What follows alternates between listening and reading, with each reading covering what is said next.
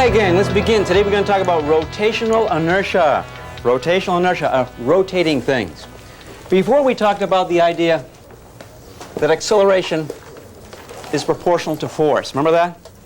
Double the force on something, you double the acceleration. There's a relationship between the two. Now we're going to talk about rotational acceleration. And rotational acceleration, we're going to call it A, but a Greek letter A. We call it like this. Rotational acceleration is proportional not to a force, but to something else. Begin with a T. See if you know. Rhymes with who you're sitting next to. Try it.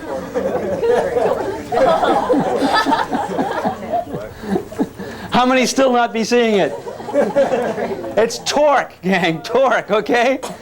Rotational acceleration is proportional to torque, and I write a T like that. It's a Greek letter tau. Why we do that is because in advanced physics books you get those symbols, and we might as well all talk the same language. So all we're saying now is if you want something to rotationally accelerate, you apply a torque to it. Remember, a torque will make things spin, a twisting force? And that's all we're saying here. But remember something else, too? That how much acceleration you get depended not only on force, but something else. And see if your neighbor knows what, see if your neighbor doesn't know what the something else is. Not only how hard you push, but da-la-la-la-la-la-la. Check their neighbor, A.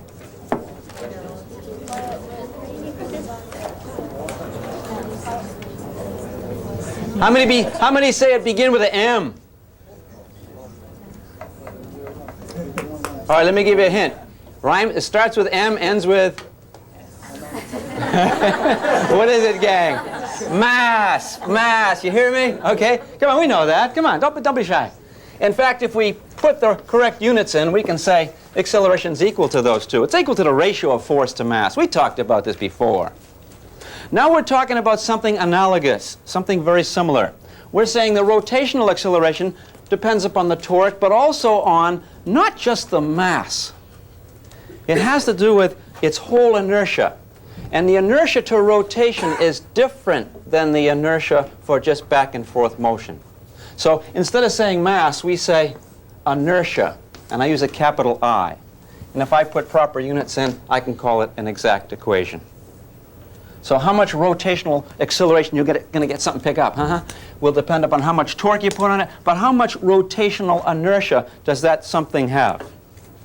It turns out that rotational inertia is complicated. And we're just going to get the idea of it today. Rotational inertia is mr squared, the mass multiplied by the distance from the rotational axis when the mass is localized. Ordinarily, for different shapes, it's a more complicated equation, and we won't get into that. But I can kind of show you that with this idea. Here I've got a couple of plastic pipes. And in these pipes I've got some lead. And I'll tell you, the same amount of lead in each one. Could I have a helper, please? My helper today, gang, this is Tenny Lim. She's the lady in the energy chapter who's pulling the bow and arrow back. Tenny was my student at City College in San Francisco in 1980. Got into conceptual physics. It spurred her on. Today, she's a design engineer at Jet Propulsion Labs in California, at Pasadena. And she's working on these flyby missions and all that stuff. And right now, she's doing what? You're making a pod for to fly in the next space shuttle. And that's what she's doing. Okay? Tenny, hold these up and tell me which of those two has the most mass. Feel the same. They feel about the same. There. These are the same weight, gang, okay? But I want you to do something else, Tenny. I want you to hold it at the midpoint and then rotate it like this. And now try this one. Any difference? This one's harder to rotate. Very much harder. Take them both and do it. Knock somebody out here. Yeah. You can really feel the difference? Let's try this. Put this in your hand. Flip it like this. You do like this. Flip it. Okay, now change, gang. Now change. Oh, huh? Guess how the lead is distributed inside here. Thanks very much, Tenny. Guess how the lead's distributed, gang. Guess where it's closer to the center. Take a guess. They're both the same heaviness. They have the same mass. Try these. Try this one. See any difference? Same mass, but different rotational inertia. Rotational inertia is different. Because in one case, when we hold them at the center, if the mass is out on the ends, it's hard to rotate. If the mass is inside, what's R become? Close to 0. And so the rotational inertia becomes very, very little. So the further away the weight is, the harder it is to get going. Here's a hammer. I balance the hammer with a couple of fingers like this. That's not too difficult. But if I go like this, you try that. Right next to him. Right. Okay, try it like that. Now try it. Now try it with the other way.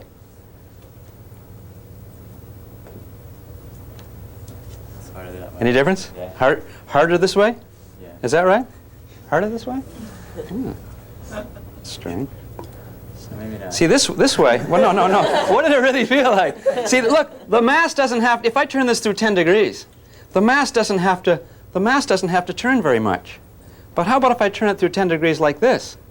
The mass has a far distance to go. It's much more stable like this than it is like this. And I'm not putting on. Let's try this. Tenny, try this one. Try balancing it with a couple of fingers right here. Okay. You guys, protect yourselves. Okay. A couple of fingers. Yeah. Now balance it the best you can. Whoops. Let's try it like this.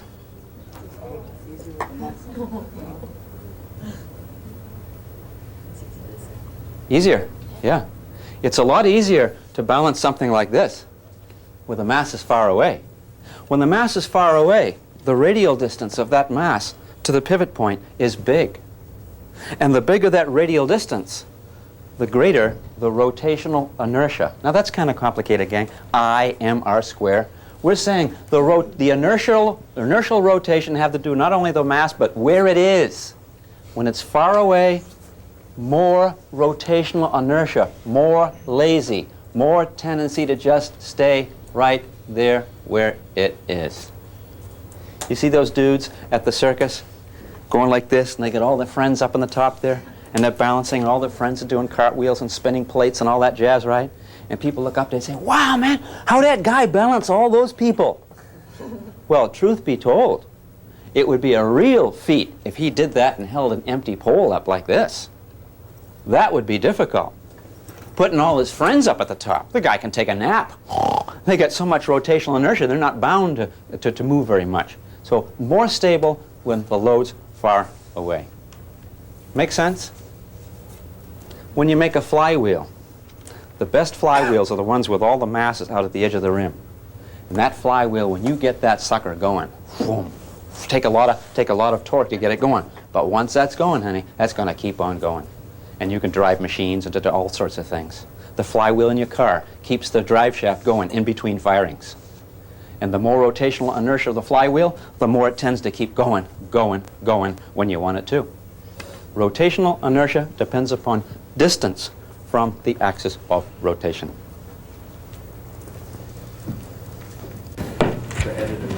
Okay, gang, I got something nice for you. Here's a couple of sticks. I'm going to take the sticks, I'm going to prop them against a book. Stick like this, a stick like this, and I'm going to drop them. I'm going to let the two sticks drop, and you tell me which stick will hit the ground first. Ah, place your bets, place your bets. Which one, gang? The one with the clay at the top, or the regular one? Check your neighbor. Okay, let's try again. Here we go. 1, 2, 3. Ooh, rotational inertia, yeah? You like that? Huh? All right. If you understand that, if you do, you can answer this question. Here's a pendulum. I'm going to swing the pendulum to and fro. I have a relatively large distance, radial distance. That's from here down to here. I'm going to swing it to and fro, and you watch it. It has a rotational inertia. It's a little bit lazy. It doesn't do that. It does it rather at this particular pace. What I'm going to do now, gang, now that I have you under my control, okay, I'm going to shorten the string. And when I shorten the string, ask your neighbor, will that change the rotational inertia? It don't change the mass. Does it change the rotational inertia? Does it make it more inertial or less inertial? Neighbor. Now I'm going to swing it back and forth, gang. More often or less often? Check the neighbor. You see, if we know a little bit of physics, we can predict things. And if you be understanding this stuff we talked about, you can predict things. To and fro at a faster pace or the same pace or less pace. How many say a faster pace because now there's less rotational inertia for the same mass? Show of hands. How many say, well, I don't know, I'll kind of just wait and see whatever happens, and I'll keep notes, and I'm just going for a C anyway? Show of hands. How many say, no, it seems to me if you make the string short, the rotational inertia will get greater? I say, why greater? Well, I notice a lot of things that I expect always turn out the opposite way. Let's try it, gang. Look at this. Okay? And like this. Less rotational inertia. You see people walking? When you walk, don't you walk at a pendulum rate?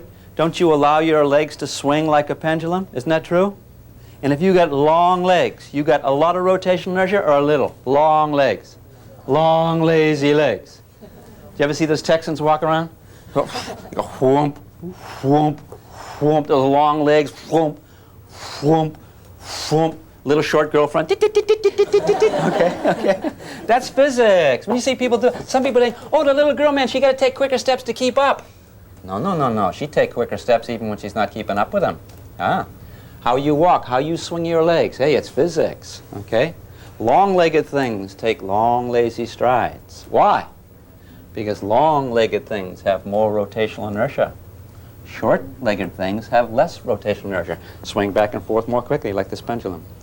Right here, longer. So there's physics in everything around us, gang. Yeah? Kind of neat. When you want to pick up speed when you're running, you bend your legs. Everybody know you bend your legs. You even bend your arms to go back and forth faster. Check your neighbor and see if your neighbor knows why it is that you bend your legs and make them shorter when you want to run faster. Go. How about it, gang? Why do you bend your legs? Some people say, well, if you bend your leg, there'll be less rotational inertia. Less rotational inertia, easier to swing back and forth. I see it. Who see it like that? Let me see the hands. Hey, my people, 10-2, all right. Okay. All right. You're walking along the railroad tracks with your friends. Railroad tracks, you guys don't know what railroad tracks are around here. That's good. You're walking along the top of a fence. No railroad tracks in Hawaii, right? Except on a bit. All right. Anyway, you're walking along the top of a fence with your friends, and you got your hands out like this. Little kid sees you with their hands out. You don't walk like this, not if it's a high fence. Okay? You walk out like this, huh? Little kids see you do that. And little kids say, how come you got your hands out? And you say, to help me balance. And little kid says, well, I know that. How come holding your hands out helps you balance? And you say, like you say to your friend right now,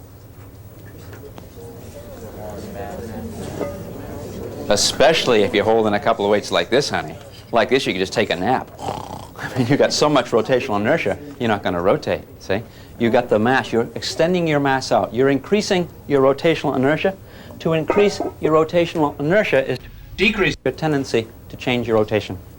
So if you're not rotating, how come a tightrope walker has that long pole? What's that long pole about?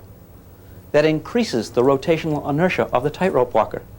Without the pole, how about like this? Very hard to balance, because you can rotate very easily. But spread out, okay, harder to rotate. Get a long pole, even harder to rotate. It's harder to change your rotational state the more rotational inertia you have. Makes sense? Okay? That being the case, you guys can predict this. I have a little piece of wood here. I have another piece of wood. I'm going to put these pieces of wood together like this. And I'm going to roll the wood down the incline. And I'll count off I'll make a count, okay? And we'll compare how fast it rolls now compared to how fast it will roll when I change it. Okay. 1, 2. Let's try it again, gang. Okay. Here we go. Now I'm going to count off, and we'll see how long it takes to get down to the bottom. 1, 2, 3. See about 3? Okay. Let's try it again. This time, I'm going to change the mass. I'm going to put the mass over here. No, I'm not changing the mass. I'm changing the configuration of the mass. Because I think you see, if you put this in the bathroom scale, it would weigh the same, yeah? But now I'm going to put it like this, and I'm going to rotate it. Now before it took 1, 2, 3 to get down, right? This time it's going to take 1, 2, 3, 4, or 1, 2. It's the same mass, but a different rotational inertia for the same mass. Check the neighbor to be sure that you're on to what we're talking about. You ought to get this right. Go. Roll down faster or slower? Okay, gang, how many say, oh, I think it will roll down faster now because it's got more rotational inertia, it's more lazy. No, wait a minute. No, I think that, gee, I get so mixed up. Faster or slower? How many say slower? Almost everybody. Almost. Okay. It's okay. Here we go, gang. 1, 2, 3, 4. It was slower. HC. How come? And you know how come. Because it's stretched out. The mass is further away from the axis of rotation. Not all of it, but some of it. And if you make some of it further away, it's going to increase the inertia. Not the mass, not the linear inertia back and forth, but the rotational. Hey, come on. All makes sense, doesn't it? How many more examples do we need to get the point? We got the point already, yeah? Huh? Enough said? Got it? Boom.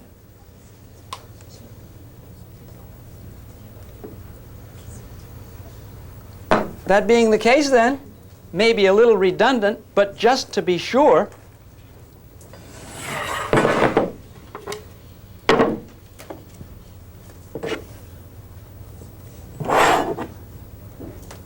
same mass, okay? Same amount of mass. So we'd say if they have the same mass, same inertia. How about rotational inertia? These things are going to roll down the hill. They're going to rotate about their centers. It's going to roll down the hill. It's going to rotate about its center. Same mass, same inertia, but different rotational inertias. See, if you're sitting next to someone knows which one going to roll faster when I release them both at the same time. Okay, gang, how about I say this? I ain't going to show you. I'll show you after the exam next month. Fair enough? Because you guys can see that you don't even, how many say, but Hewitt, I kind of would feel a little more secure if you showed me.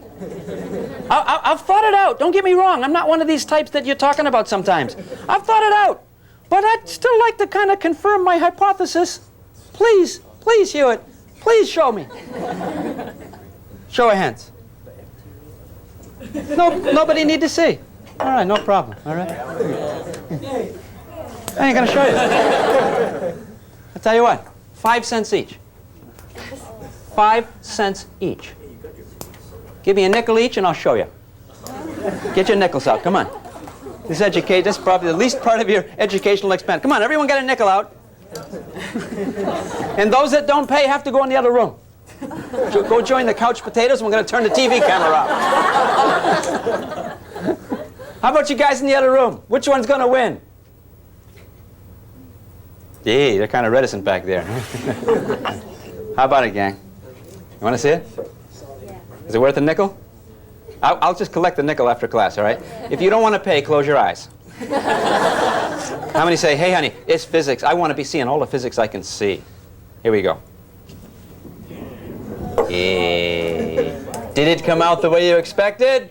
Did it? That's because you're learning physics. All right?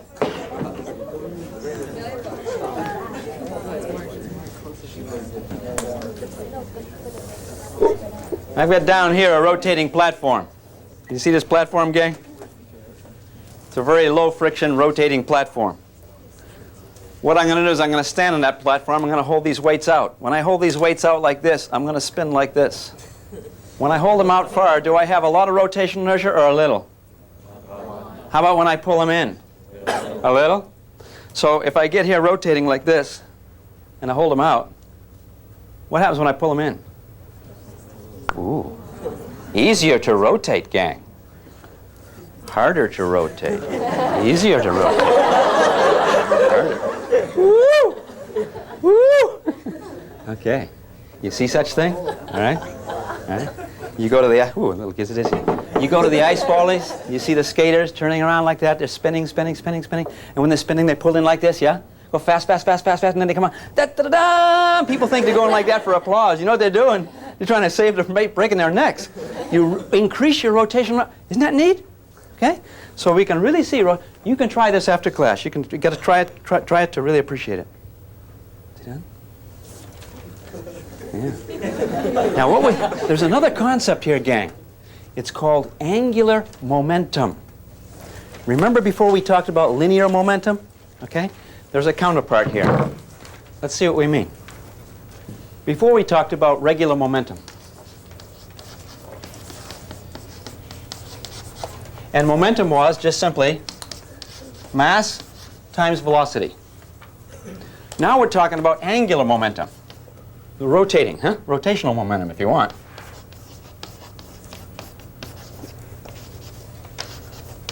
I'll abbreviate it, okay?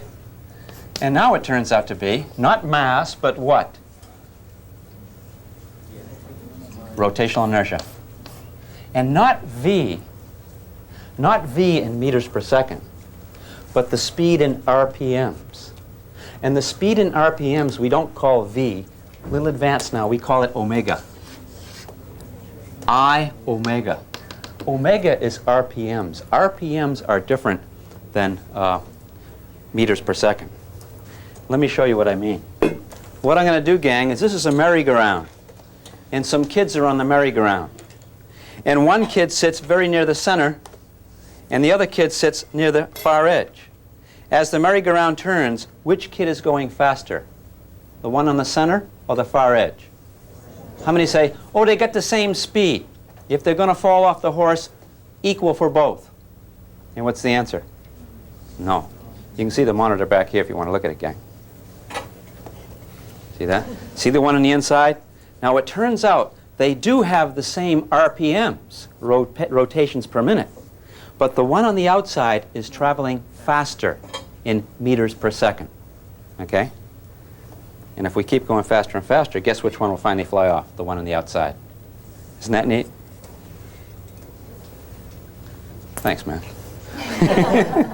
Okay. Yeah.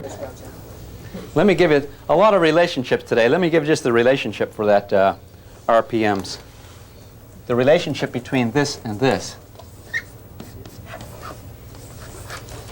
is the speed you have on that merry-go-round, how fast the wind goes by your hair, has to do with how far away you are from the center, the radial distance from the center, multiplied by the RPM rate.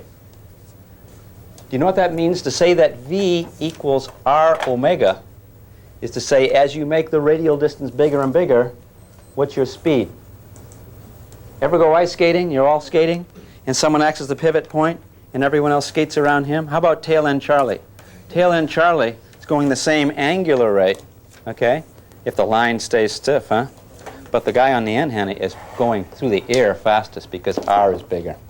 Omega being constant, a constant omega. Omega is RPMs, the angle swept down. See? Every part of my hand's going the same angular speed.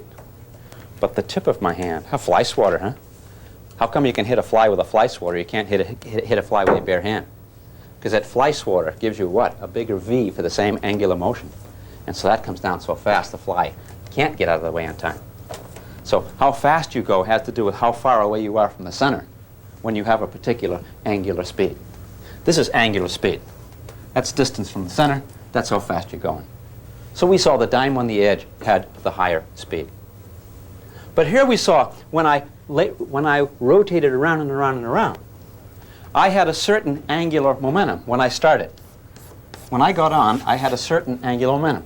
I had a certain eye, which was kind of big, by the way. When I held those weights out like that, the eye was big. My resistance to rotation was huge out like this, okay? Harder to get me going, maybe, okay? But there I went, and I went at a particular RPM.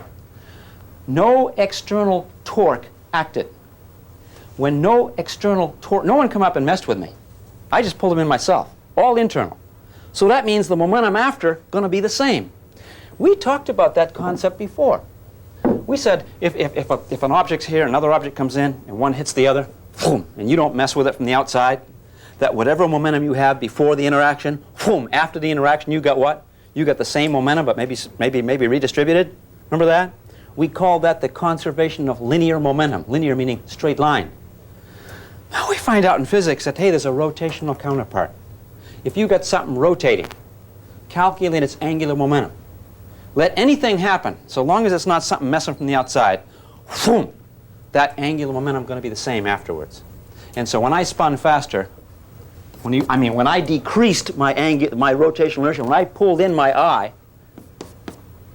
what would have to happen to omega? Can you see it? And that's what you saw.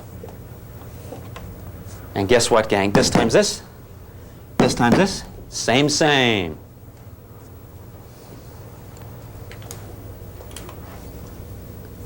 One of the things we do in physics is we think critically. And to think critically is to be able to distinguish between closely related ideas. Some people say, oh, that's when the course gets tricky. Well, let's look and see. I'm going to do something, and I'm going to ask you a question. And when you answer the question, be sure that your answer is to the question I asked, and maybe not some related question that I didn't ask. Okay?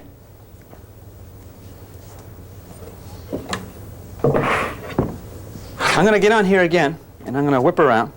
I'm going to pull my hands in, and up I can go out. How many people saw that when I pulled my hands in, there was an increase in my angular momentum? And when I put my hands out, there was a decrease in my angular momentum. Check your neighbor. Okay, gang. How many say, Hewitt, I saw some changes, honey, but I didn't see any change in your angular momentum. It was the same, everything you did. Show of hands. All right. Now, let me do it again and ask another question. When I pull them in, how many see an increase in angular speed? Oh, how many didn't see any increase in speed? Let me stand up. I want to see what you look like. Come on, I almost broke my neck. You saw me speed up, but you didn't see the angular momentum increase. See, the angular momentum you don't see. You have to figure. Angular momentum get two ideas going. How much inertia, which is most out like this, yeah? And how much rotational spin. Two ideas at one time. Now, how many people do you know that can keep two ideas at one time in their head? You have to be able to do that to take physics, okay? Okay? Do we see it, gang? Okay. Here's a question for you. Some people say that when the polar ice caps melt, that it will affect the rotation of the Earth. We rotate now once every 24 hours, and so we call that one day. Some people say if the polar ice caps melt, that 24 hours will be a little bit different than 24 hours. Because they think that when the polar ice caps up there melt, that they'll kind of spread out. What do you think? Here's the polar ice caps up there, and they melt, and they spread out. What's going to happen to the length of a day? Check your neighbor. Yeah. Or, gang, the Mississippi River. Mississippi River got a lot of dirt up there, and that dirt all flows southward. And as it flows southward, what happens to the length of the day? To New Orleans. Okay? Hey, so what? It turns out the distribution of the Earth, if we change the rotational inertia, what will happen to the spin rate? It will change also. Decrease one, you increase the other. Ain't that neat?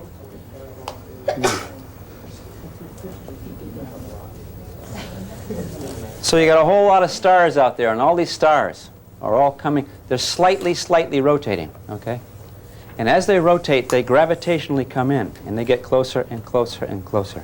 And what do you suppose happens to the rotation rate of this new galaxy being formed as these stars all start to get closer to one another? Take a guess. What's going to happen to the rotation rate? Spread right out into a nice big disk, honey. And that's the way it is.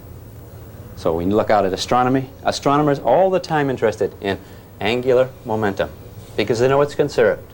Whatever angular momentum a galaxy has at one time, it'll have that same angular momentum at another time. But if it's tighter and the eye is smaller, then the speed will be greater.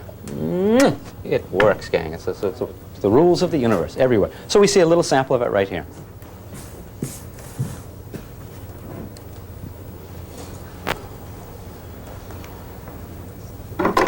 Question time.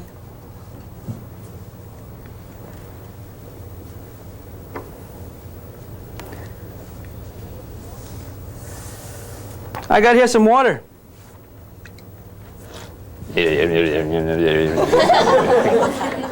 I got some water here, gang. I got the water in the bucket. You guys know what I'm going to be doing with this water in the bucket? Because we're talking about centrifugal force, aren't we, right? I'm going to take this water in the bucket. What am I going to do? I'm going to go right over my head, and when I get to the head top, I'm going to stop, right? No, I ain't going to stop, okay? Not if I can help it. I just go. Okay, maybe toward you guys, huh? Okay. Do you have confidence in the laws of physics, huh? Okay. Yeah, I gotta go to work. Okay. But this is water, gang. Okay. How come the water didn't fall out? How many say, well, there's probably no reason for that. It's just that when it's spinning, the laws of physics break down. Okay. How come the water didn't fall out? Why? I take the ball and the string, and I swing the ball around and around and around. Or I swing it around like this. Okay? Or like that. How come the ball goes in a circular path? Maybe because something is pulling the ball out. That's what the little kids say. But you guys say, wait a minute, there's nothing pulling the ball out. Which way is that ball being pulled, gang? In or out? Begin with the I. Now try it. Okay. Yeah, it's being pulled in. Do you know a lot of people don't know that? They think that something's pulling the ball out. They think that when I whirl the water around and around and around, that something's pulling the water out. And they have a name for that. You know what they call that? They call it centrifugal force. Center fleeing force, a force going away from the center. But guess what, gang? There is no centrifugal force pulling outward on this ball, and there was no centrifugal force pulling outward on that water. The forces that acted on both these things was pulled which way? Inward. I have to pull on that string. If I stop pulling and let go, what's going to happen? The ball going to go out? Or just continue going? And this is the law of inertia. You know the slingshot bit. Take this thing like this. Let's suppose this string breaks right at the bottom. Right at the very bottom, right? Right there. When it's at the bottom, which way does the ball go? Everybody here, I think, know. Everybody know. How many say all of a sudden, whoop, goes down and hits the floor? How many say, no, it keeps going in a circle, because a body going in a circle tend to keep going in a circle. No force needed. Come on, come on. How many say, you know, when that string break, honey, that's a beam, it's going to keep going straight line path. See, so long as a force acts, it will pull it in a circle. If the force doesn't act anymore, then the law of inertia takes place, huh? The idea that an object moves in a straight line path, constant speed.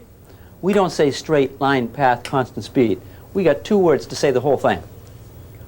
Constant velocity, man. Constant velocity. Constant velocity means straight line path, constant speed. Okay? And when no force acts on this thing, tends to go at constant velocity. So there's an Inward force. a force pulling toward the center.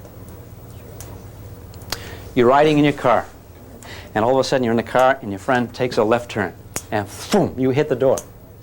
So I said, man, how come your hands? Oh, I don't know. A centrifugal force pulled me out against the door. True or false? No! What happened is you're driving along in the car, you tend to keep going straight. But the car goes like this, and you didn't put your seatbelts on that day. So what do? You tend to keep going straight. and the car comes in and hits you. So you didn't hit the car hit you. Or if the car hits you, you hit the car. There's an outward force on the car, but not on you. There's an outward force, there's a going away force on the string, but not on the ball. See that? See, the string pulls the ball in. If the string pulls the ball in, action. Reaction is the ball pulls the string out, but no outward force on the ball. Ain't that kind of neat?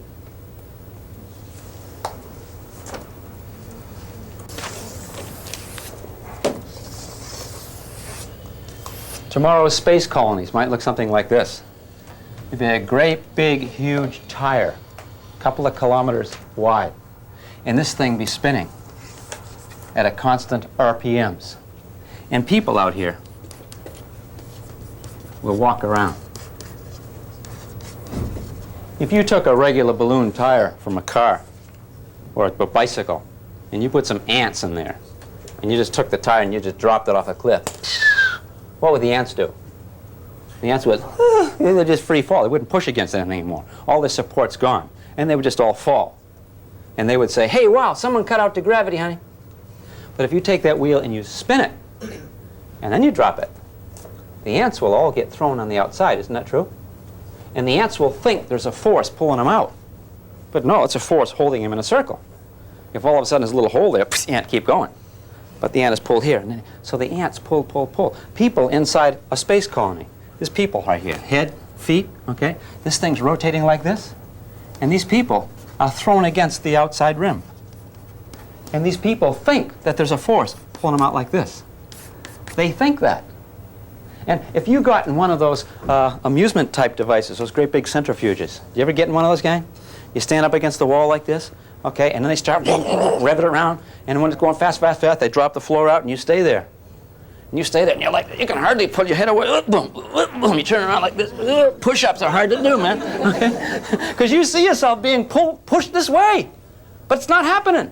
You're being thrown out that way, but instead of ending up down there, you're over there. Because something pulls you in. So there's an inward force pushing in on you. And you can it's hard to put your neck out like that. It goes right back. Okay? Centripetal force, a center-seeking force. And that's what we'll enjoy tomorrow when we're in space vehicles. And we can get out in regions where there's not Earth normal gravity and spin that son of a gun to a point where we can feel ourselves as if there were gravity acting on us. There's probably people in this room that will do such a thing. And I know there's one person in this room that's already designing such type things. And this is where the human race is going. Outer space. We can make our own gravity. Simulate gravity just by rotating at the proper speed.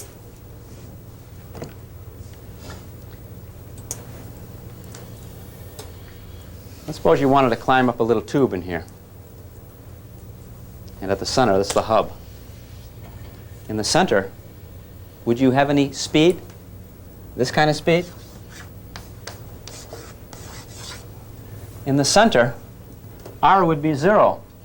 And so you would be in a state of free fall there. The little ant that was thrown to the edge inside the tire in the hub would just be floating around as that wheel fell off the cliff. And people way out beyond the moon in one of these rotating things, right in here, would not feel any gravity effect. The people out here would. The human race just talks about that today. The human race doesn't do that because the human race hasn't got to the point where we have these things operational yet. You know why? Because the human race is back in the 1900s. And when the human race gets up to where there's a 2 instead of a 1, then the human race will be doing things like this. At first, a few people, and then later, more. All you people have calculators. You get them in your Rice Krispies box when you open your cereal. I can remember when calculators first came out. They were so rare and so expensive that at my school in San Francisco, we were told, you can't use a calculator for exams. Why? Because only the rich ones can have them. And that's discriminating against the poor folk. So nobody can use a calculator. They're too expensive, too hard to get. And how about today? Like I say, in your Rice Krispies in the morning, there's a calculator, okay? Everyone has them. And so today, how many people orbit around the world? A lot or a little? Begin with L. Okay. How about tomorrow? I talked to an astronaut type a couple of summers ago, and he belongs to a club where to be in that club you have had to orbit the Earth at least once. I thought to myself, must be an awfully small club. It's a big club. I forget what it is. It's more than 100. Do you know what it is, Tenny? Something like about 300 people have orbited the world. Yeah. There's probably someone in this room who will orbit the world. Which one? Stand up, please. Tenny, you going?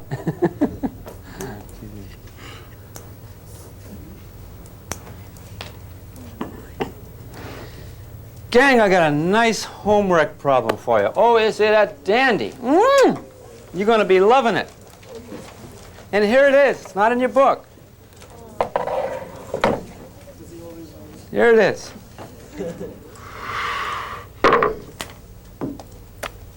I got a can of chili beans. The chili beans roll down the hill.